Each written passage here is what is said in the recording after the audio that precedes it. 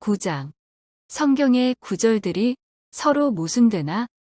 성경은 40여 명의 다른 저자들에 의해 약 1600년의 기간에 걸쳐 기록되었습니다. 그럼에도 일관성이 있고 논리 정연하며 이해하기도 쉽습니다. 물론 난해한 문장들도 있고 서로 모순되게 보이는 구절들도 있습니다. 각 저자가 다른 형식으로 다른 관점에서 다른 청중에게 다른 목적을 위해 기록했기 때문입니다. 또 독자들이 성경의 한 부분만 보고 문맥과 전체를 보지 못한 때문이거나 또는 당시 문화를 이해하지 못한 때문이거나 또는 번역이 잘못되어서 생긴 오해일 수 있습니다. 앞에 여러 장에서도 이미 설명했듯이 역사나 과학이나 지리와 관련해서 성경의 오류를 주장했던 많은 사람들이 고고학적 증거가 발견되면서 결국은 성경이 옳다고 인정하게 되었습니다. 또 성경의 난제와 모순으로 보이는 대부분의 것들도 신학자들에 의해 설명되었습니다. 하지만 아직도 논쟁 중이거나 설명하기 어려운 부분들도 있습니다. 그러나 지금 당장 답변하지 못한다 해도 답이 없다거나 모순이라는 말은 아닙니다. 우리가 아직 깨닫지 못한 것일 뿐입니다. 일부 이해되지 않는 내용들이 기독교를 부정하거나 배척할 근거도 전혀 되지 못합니다. 여기서는 많이 받는 오해들에 대해서 몇 가지 설명하겠습니다. 하나님의 분노는 영원하신가? 예레미야가 말한 하나님의 영원하신 분노는 죽은 악인들에 대한 것입니다. 미가가 말한 오래 품지 않으시는 분노는 산자에 대한 것입니다. 사람이 살아있는 상태에서는 아무리 악한 자라고 할지라도 언제나 회개할 기회가 있고 하나님의 긍휼이 있습니다. 그러나 악인이 죽으면 다시는 회개할 기회가 없고 하나님의 분노는 영원하게 됩니다. 하나님도 후회하시나? 하나님은 우주 만물과 인간의 과거와 현재와 미래까지 모두 알고 계시므로 우리들처럼 이전의 잘못을 깨닫고 뉘우치거나 후회할 필요가 없습니다. 성경은 하나님은 거짓하지 않으시는 분, 약속을 변개하지 않으시는 분, 말씀을 후회하거나 돌이키거나 뉘우치지 않으시는 분이라고 말씀합니다. 그런데 한편으로는 하나님이 후회하셨다, 뉘우치셨다, 회개하셨다고 말씀하기도 합니다. 성경이 모순될까요? 하나님이 계산착오나 판단력 부족으로 실수를 하셔서 그 일을 후회하셨다는 말씀이 물론 아닙니다. 하나님이 후회하셨다는 것은 하나님의 비통하고 안타까운 심정을 인간의 언어로 표현한 것입니다. 하나님은 비통하고 안타까운 일이 일어날 것을 미리 아셨음에도 허락하셨고 그 일이 일어나자 자신의 심경을 표현하시면서 우리들에게 자신의 뜻을 알리시는 것입니다. 사람에게 사용된 회개는 악을 중단하고 돌이키는 것을 의미하지만 하나님이 사용하시는 회개는 오래 참으심의 끝을 말합니다. 하나님은 사람을 시험하시나? 우리는 두 종류의 시험을 받는데 하나님이 주시는 시험과 마귀가 주는 시험입니다. 하나님이 주시는 시험은 우리의 믿음과 성실성을 검증하기 위한 테스트로서 욥과 아브라함은 시험에 통과하여 축복을 받았습니다. 예수님은 삼위일체 하나님이시지만 인간의 육체를 입은 상태에서 인성으로서 시험을 받으셨습니다. 반면 사탄의 시험은 유혹을 말합니다. 인간이 사탄의 유혹을 받고 넘어갈 때 죄를 짓습니다. 하나님은 결코 인간이 죄짓도록 시험하시지 않습니다. 인간이 하나님을 대면하면 죽나? 인간이 영광의 빛 가운데 계신 창조주 하나님의 얼굴을 보면 죽음을 맞게 됩니다. 물론 하나님은 영이시므로 그분의 얼굴을 볼 수 없는 것은 당연합니다. 여기서 하나님의 얼굴은 의인화된 표현임을 알 수 있습니다.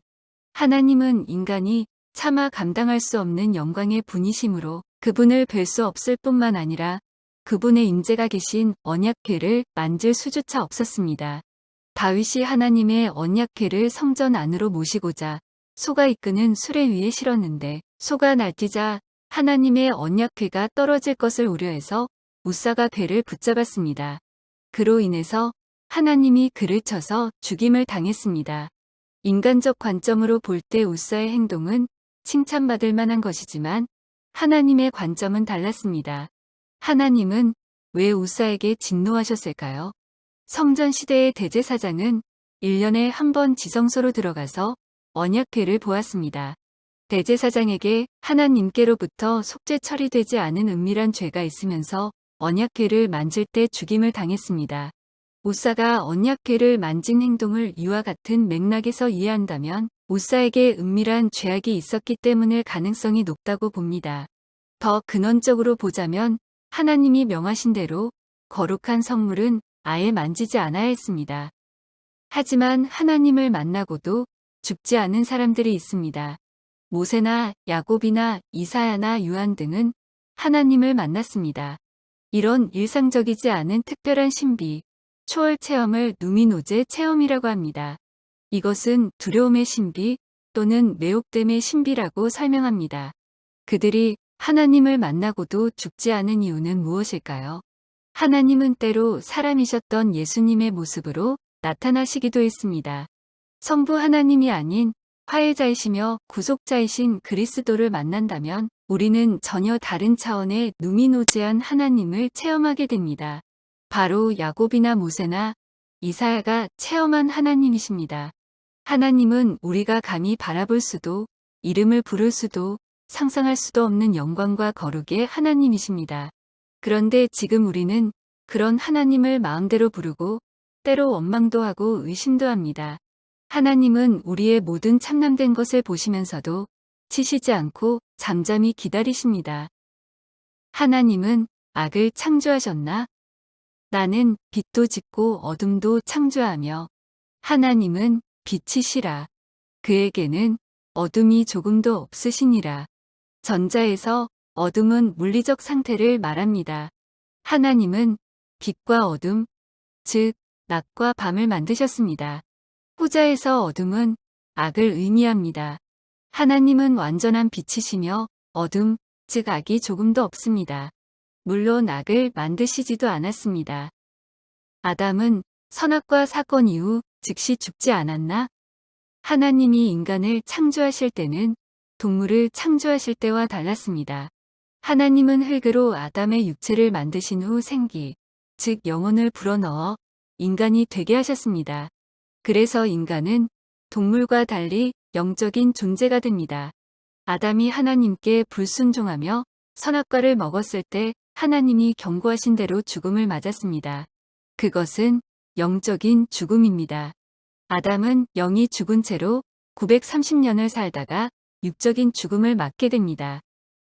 예수님께서 그에게 이르시되 죽은 자들로 하여금 자기의 죽은 자들을 장사 지내게 하고 너는 나를 따르라 하시니라. 여기서 전자의 죽은 자들은 영이 죽은 자들이며 후자의 죽은 자들은 육이 죽은 자들을 말합니다. 인간에게는 이처럼 두 종류의 죽음이 있습니다. 동물에게는 영이 없기 때문에 영적 죽음 없이 오직 육적 죽음만 있을 뿐입니다. 또한 그분께서 범법과 죄들 가운데서 죽었던 너희를 살리셨도다. 죄들 가운데서 죽었던 우리를 그리스도와 함께 살리셨고 여기서는 영이 죽은 것을 말합니다. 한 번 죽는 것은 사람에게 정하신 것이요 그 뒤에는 심판이 있으리니 여기서는 육이 죽는 것을 말합니다. 죄는 아버지가 지었는데 저주는 아들이 받나? 가나안의 아버지함이 그의 아버지의 하체를 보고 무화가 포도주에서 깨어나 자기의 작은 아들이 자기에게 행한 일을 알고 이에 이르되 가나안은 저주를 받을 것이요. 여기서 우리는 두 가지 의문을 갖게 됩니다. 자녀의 사소한 실수에 대해서 어떻게 아버지가 무서운 저주를 할 수 있는가라는 의문과 왜 실수는 아버지가 했는데 자녀가 저주를 받는가 하는 의문입니다. 그런데 함은 단순히 술 취한 노아의 벗은 몸을 본 것만이 아니었습니다. 노아는 술에서 깨고 나서 함이 자기에게 행한 일을 알았다고 합니다. 함이 노아에게 무슨 일을 행한 걸까요? 레위기를 읽어보면 벗은 몸을 드러낸다는 것은 근친상간이나 동성연애를 말한다는 것을 알 수 있습니다. 함이 노아의 벌거벗음을 보았다는 말은 당시의 표현으로 동성연애나 근친상간을 했다는 의미입니다. 이는 하나님이 아주 증오하시는 범죄입니다. 그럼 왜 범죄한 함이 저주를 받지 않고 그의 아들인 가나안이 저주를 받았을까요? 노아는 손주 가나안에게서 아들 함이 저질렀던 동일한 죄를 보았거나 앞으로 죄 지을 것을 미리 보았을 겁니다.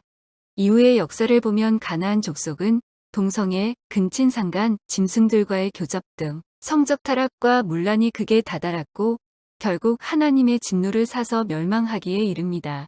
동성애를 의미하는 소돔이의 어원이 소돔인데 소돔과 함께 성적 타락의 극치를 이루었던 고모라는 모두 가나안에 속해 있습니다.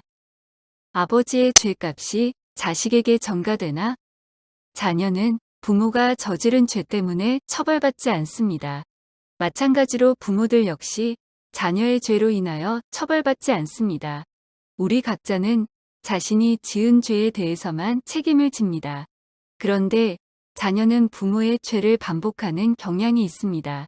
그러므로 하나님이 자녀들을 벌하신다는 것은 단지 자녀들이 조상들의 죄를 반복하고 있음을 알려주는 또 다른 방법일 뿐입니다. 죄를 반복하는 경향은 우상 숭배에서 특히 강합니다. 하나님은 우상 숭배를 가장 가증스러운 죄로 여기셨습니다. 우상 숭배자들은 하나님의 통치에 대항하는 반역자들입니다. 구약에서 우상 숭배와 함께 동반되었던 혐오스러운 관습들 외에도 우상 숭배는 한 문화 안에 뿌리를 내리곤 했습니다.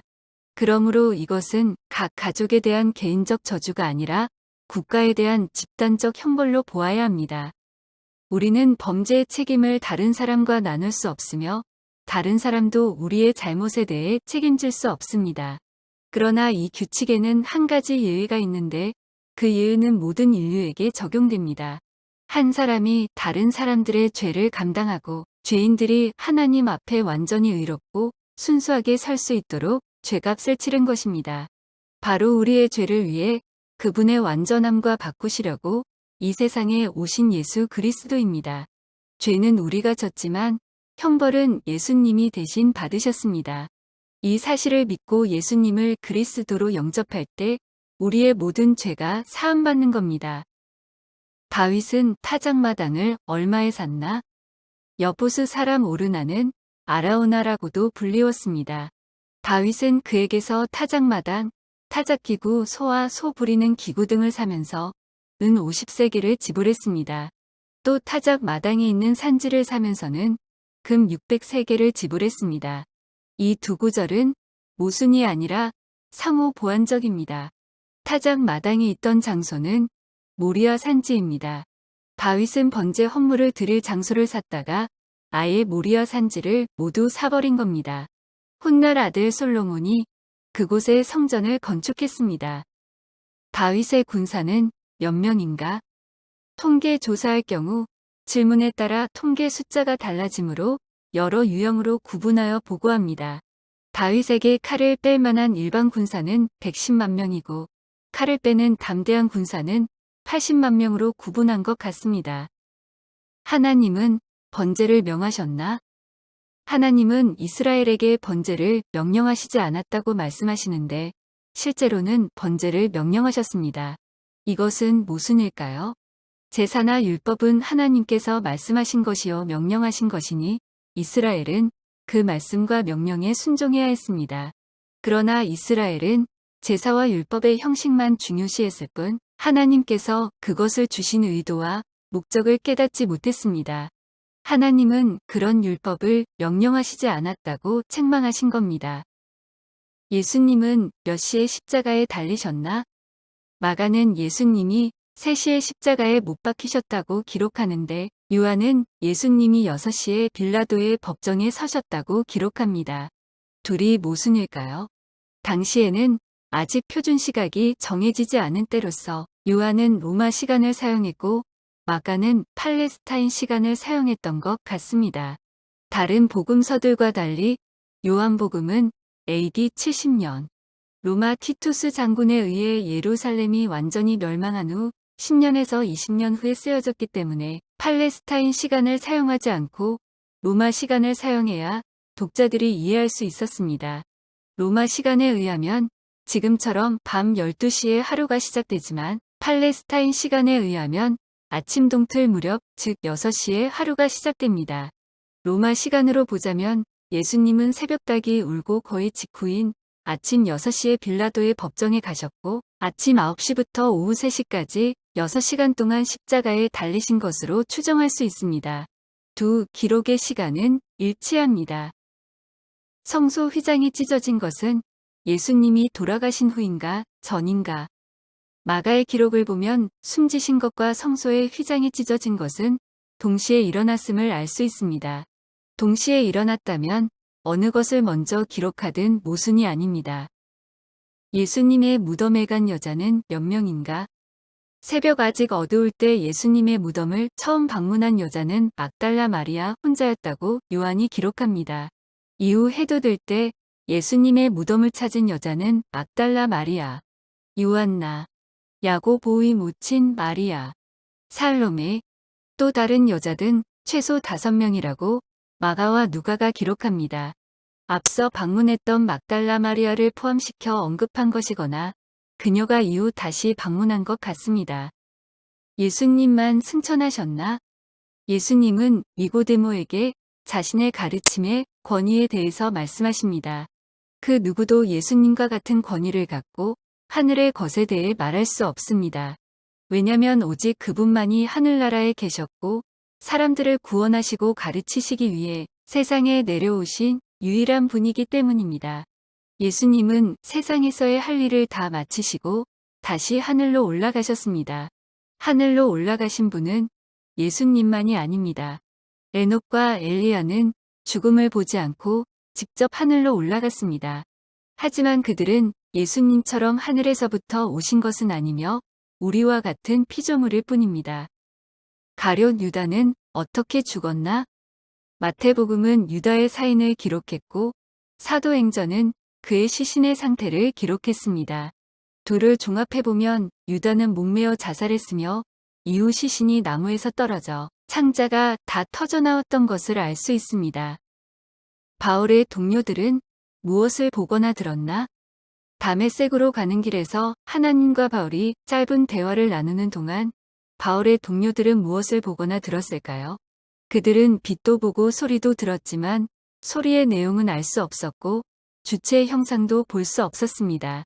그래서 보지 못했거나 듣지 못했다고 말합니다. 구원은 행위인가 믿음인가? 갈라디아서는 형식적 율법에 빠져 있는 유대인들에게 믿음을 강조했고 야고보는 행함을 경히 여기는 이방인들에게 행함을 강조했습니다. 유대인이든 이방인이든 믿음으로 구원을 얻고 나면 행함은 반드시 따를 수밖에 없습니다. 믿음과 행위는 서로 충돌하는 것이 아니라 상호 보완적이며 동전의 양면과 같이 언제나 함께 다닙니다. 성경의 대략적인 연대기는 어떻게 되나? 성경은 세상의 창조에서 끝날까지의 기록입니다. 대부분의 학자들이 동의하는 성경의 연대기는 이렇습니다. BC 2166년 하나님이 아브람을 부르셔서 아브라함이라는 새 이름을 주시는 것부터 시작해서 95년경 쓰여진 요한계시록의 기록으로 끝이 납니다. 아브라함 이전에 있었던 천지 창조, 아담과 하와, 인간의 타락, 여러 조상들, 그리고 노아와 대홍수 등은 모세가 하나님을 직접 대면해서 만나며 계시를 받고 기록한 것으로 추정합니다. 아브라함이 태어나고 요한이 계시록을 기록한 동안 우리는 역사를 통해 구약과 신약에서 언급된 많은 사건들과 사람들의 연대를 기록하는 데 도움을 받습니다. 예를 들면 모세는 BC 1526년에 태어났고 여호수아는 BC 1406년경 약속의 땅에 들어간 것으로 추정됩니다. 10명의 사사가 다스렸던 시기는 BC 1052년에 끝나고 그때부터 사울이 이스라엘을 다스리기 시작합니다. 대부분의 학자들이 이에 동의하며 역사적으로 연대 측정이 가능합니다. 훗날 예수 그리스도가 태어나신 다윗의 가게에서 다윗의 아들 솔로몬은 이스라엘 연합 왕국을 다스렸습니다. BC 931년 솔로몬의 통치 후 이스라엘은 북왕국과 남왕국으로 나뉘었습니다. BC 722년 북왕국이 멸망하고 BC 586년 남왕국의 수도인 예루살렘이 점령당하기까지 두 왕국은 여러 명의 왕에 의해 통치되었습니다. 페르시아 왕 고레스가 이스라엘에게 자기 땅으로 돌아가 하나님을 위한 성전을 지으라고 지시하는 BC 538년경까지 유다의 포로 시기가 계속되었습니다. 유대인들은 구약 성경의 마지막 책인 말라기가 쓰여진 BC 432년경에 예루살렘을 회복했습니다. 그 후 약 430년 동안 지속되는 중간기가 있었습니다. BC 5년경 예수 그리스도가 베들레헴에서 태어났습니다. BC 4년 헤롯 대왕이 죽은 후 예수님과 그의 부모님은 갈릴리의 나사렛으로 돌아왔습니다. 성전에서 선생들을 놀라게 하시는 12살 예수님에 관한 기록 이외에는 어린 시절의 예수님에 대한 기록은 거의 없습니다. 예수님은 세례를 받으시고 27년경에 공적 사역을 시작하셨습니다. 예수님의 사역은 약 3년 반 동안 지속되었습니다. 예수님은 대부분의 시간을 유대에서 보내시며 설교하시고 가르치시고 병자를 치료하시고 죽은 자를 살리시는 기적을 행하시며 자신이 떠난 후에도 이런 일들이 계속될 수 있도록 제자들을 준비시키셨습니다. 30년 초에 예수님은 예루살렘으로 향하셨습니다. 이 땅에서의 삶의 마지막 주간에 예수님은 제자들과 함께 유월절을 보내시며 성찬을 제정하시고 마지막 설교를 하십니다. 마침내 예수님은 예언하신 대로 배신당하시고 체포되시고 재판받으시고 십자가에 못 박히시고 부활하셨습니다. 부활하신 예수님은 40일 동안 이 땅에서의 사역을 마무리하시고 하늘로 올라가십니다. 예수님이 십자가에 못 박히시고 부활하신 직후 사도들과 제자들은 신약을 쓰기 시작했습니다. 처음으로 기록된 신약은 갈라디아서 혹은 야고보서로 49년 초 예수님의 죽음과 부활이 있은 지 20년 이내에 기록되었습니다. 모든 일들을 직접 경험한 목격자들에 의해 작성되었다는 의미입니다. 신약의 마지막 책인 계시록은 대략 95년경 요한에 의해 기록되었는데 아직 우리가 경험하지 못한 마지막 시대에 관한 것입니다. 기독교 변증은 계속 이어집니다.